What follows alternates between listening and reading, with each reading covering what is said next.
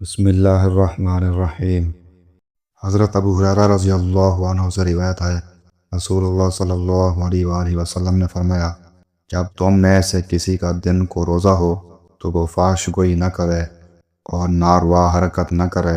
اگر کوئی اس سے بدتمیزی کرے تو کہہ دے کہ میں روزے دار آدمی ہوں۔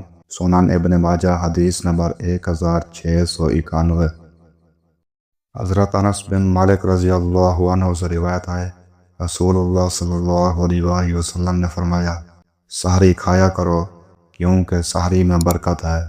سنن ابن ماجہ حدیث نمبر 1692۔ حضرت عبداللہ بن عباس رضی اللہ عنہما سے روایت ہے، نبی صلی اللہ علیہ وآلہ وسلم نے فرمایا، سحری کے کھانے کے ساتھ دن کے روزے کے لیے مدد حاصل کرو اور قیلولے کے ذریعے سے قیام اللیل یعنی نماز تہجد کے لیے مدد حاصل کرو۔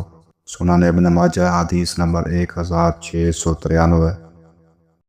حضرت انس بن مالک رضی اللہ عنہ سے روایت ہے، حضرت زید بن ثابت رضی اللہ عنہ نے فرمایا، ہم نے رسول اللہ صلی اللہ علیہ وآلہ وسلم کے ساتھ سحری کھائی، پھر اٹھ کر نماز کی طرف چلے۔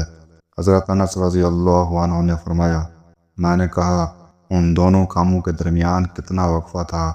حضرت زید رضی اللہ عنہ نے فرمایا، 50 آیاتوں کی تلاوت جتنا۔ سنن ابن ماجہ حدیث نمبر 1694۔ حضرت ابو ہریرہ رضی اللہ عنہ سے روایت ہے، رسول اللہ صلی اللہ علیہ وآلہ وسلم نے فرمایا، لوگ اس وقت تک بھلائی پر رہیں گے جب تک روزہ جلدی کھولتے رہیں گے۔ روزہ جلدی کھولا کرو کیونکہ یہودی دیر کرتے ہیں۔ سنن ابن ماجہ حدیث نمبر 1698۔